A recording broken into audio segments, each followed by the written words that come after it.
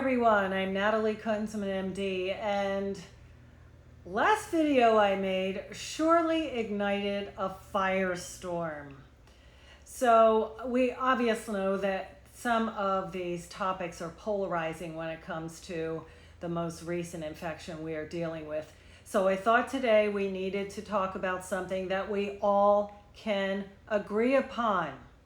We all can agree upon that there are some very significant risk factors that can render your immune system less capable for battle mode. And what we have identified during this infection over nearly the past 2 years is we have a top 10 list. So we're going to go over 3 that are in the top 5. And the first one is hypertension, there is obesity, and there's diabetes. Okay? So these 3 conditions, in the very least, are modifiable. Now, most of my patients in the past year of either staying home, sheltering in place, not receiving health care, and getting back into the groove of prevention and health and wellness have talked to me about the COVID-19. So what they're actually referring to is there has been a lot of body, mind, and soul neglect in this pandemic for so many reasons, with sheltering at home, the gyms being closed. It was in the winter time, so it's difficult to exercise outside. People were looking for comforts and cooking and baking more and carb loading, and you name it. There has been so many reasons why we realize that there are some things that we need to modify here moving forward, whether we have some spikes, whether we have some changes in strains, whether or not this virus is going to become endemic and part of our virome every single back to school season, and how we are going to resume our lives as normal as can be, but take care of ourselves. Okay, so let's talk about hypertension. A lot of people think that hypertension is genetic only, and of course, there are some genetic underpinnings with this, such as as well as age factors playing a role. But hypertension is indeed modifiable. There are health, wellness, lifestyle, and choices that we can make on a daily basis that can help. One of the biggest ones is dietary modification. So adopting a low junk food, low carb, low grain lifestyle is extremely helpful. Now, quitting smoking, again, smoking is a huge contributor to the hypertensive picture. Exercise. You will hear this theme not only through nearly every one of my videos, but in some of the assessments as we are moving forward with those things that have actually helped people in this pandemic and in their host wellness. If you can incorporate 30 minutes a day, 5 days a week, so that's 150 minutes per week, you can actually reduce your blood pressure, and typically you're going to get 10 to 15 millimeters of mercury reduction, typically systolic with a little bit of diastolic, and you can even measure that on a daily basis. So you could wake up in the morning when cortisol's high and get your highest blood pressure of the day. But if you track your blood pressure 1 hour after aggressive physical activity, this will typically be the lowest that you will have of the day. So cutting out sugar, keeping alcohol in moderation, low grain diet, ramping up exercise, and you can modify the first big contributor that has led to complicating factors in this infection. Now, to that note, the next highest on that list is obesity.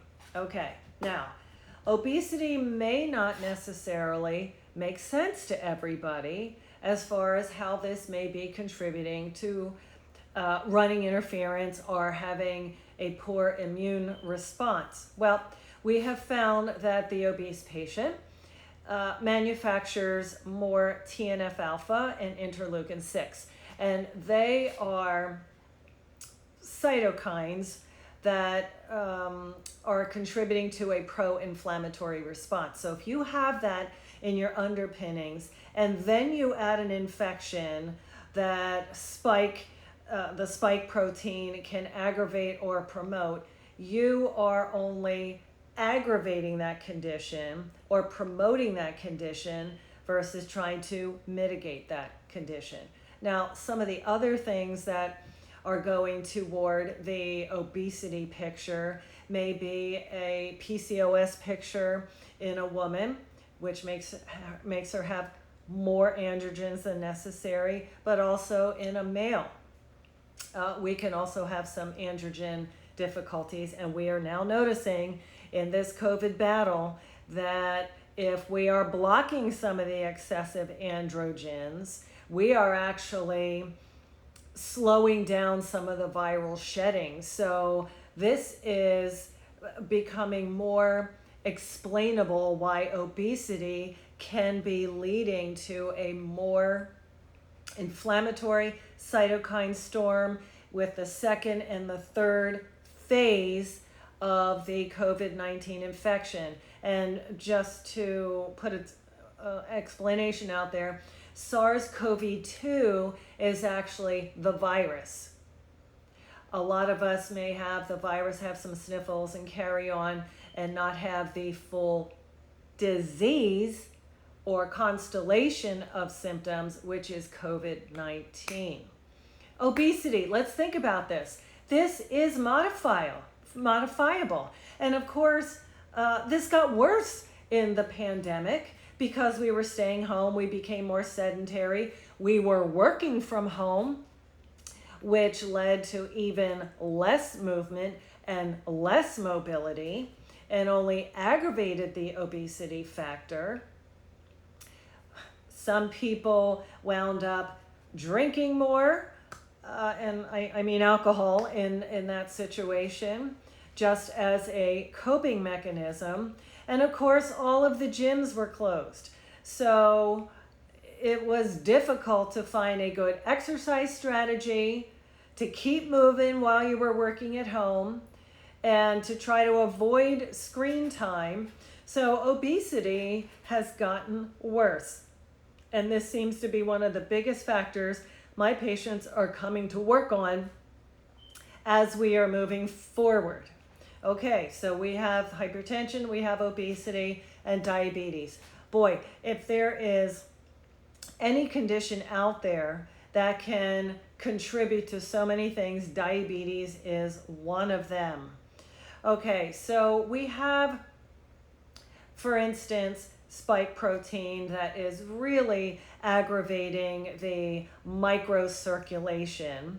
And when we are in the second and the third phase of a severe COVID infection, this endothelial damage and microemboli that can come from the virus and the spike protein is only aggravated if, or I should say, it is aggravated in addition to the pro-embolic, pro-inflammatory state that the endothelium suffers in the diabetic condition.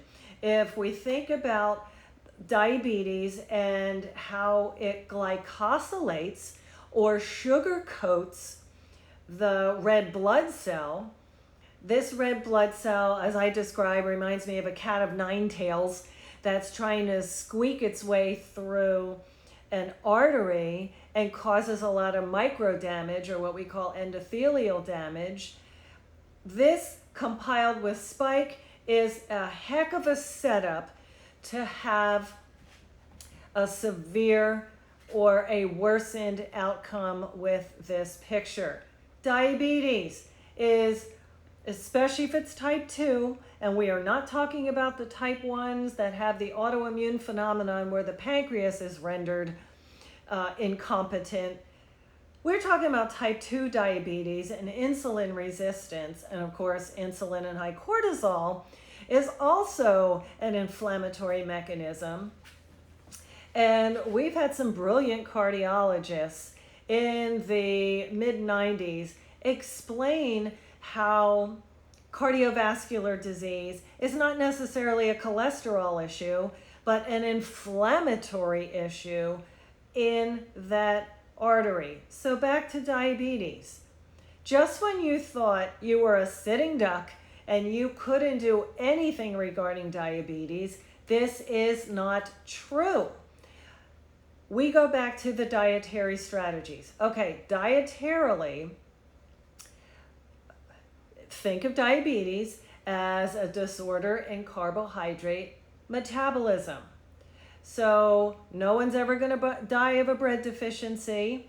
You can never eat a cube of sugar the rest of your life, and you will not succumb because of lack of sugar. Sugar can be somewhat poisonous to the human body.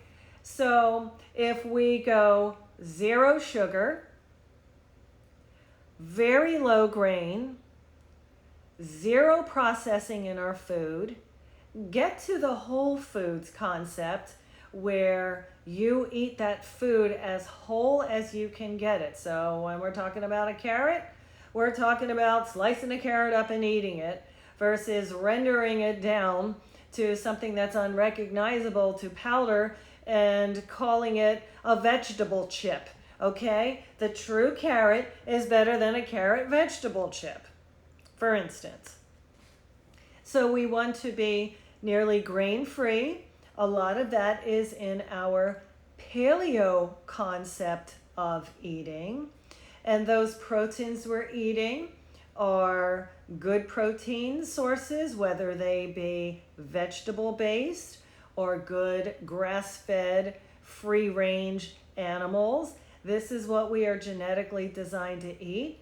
We have enough mechanisms in our gut and gut bacteria to break that down, but we are not really equipped to handle all of the sugar and all the carbohydrate load that we have in our body. So, of course, keeping alcohol low because that is an alcohol sugar, and drinking water, eating a paleo or paleo-like or Mediterranean-based low-grain diet is certainly modifiable. I have seen people go from very high A1Cs down to completely normal.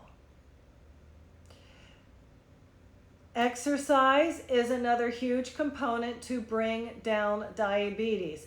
The same numbers are in place to reduce your risk for diabetes as it is for the protracted course in COVID-19. And that is 30 minutes a day of aerobic exercise, 5 days a week, which is 150 minutes, that most of us can find the time to do. It is a bonus if you can do more than that per day. And I like to recommend an hour a day if you can escalate your time to do that. Okay, folks, let's say, and please let us say, we can all agree upon this topic. There are some higher risk conditions that render our immune systems a little bit less effective and less efficient, and we need to be battle ready. I like to remind everybody that we are heading into our cold and flu season where all those other viruses in our environment and all those strep and bugs that plague our children when they get back to school are also here, and those things also need to be paid attention to. Okay, everybody, I know you can work on your diet, and I know you can move. We can sleep to incorporate our growth hormone. We can stay in social activities. We can work on our soul and our mind and our purpose for life and our human interactions with people, so that we can increase our happiness, our wellness, and where our body's concerned, improving our vagal tone, keeping our chakras balanced, and having a good positive energy field. Okay, I'm Natalie Kunzman, MD. Subscribe to my channel below, and until we meet again, be well.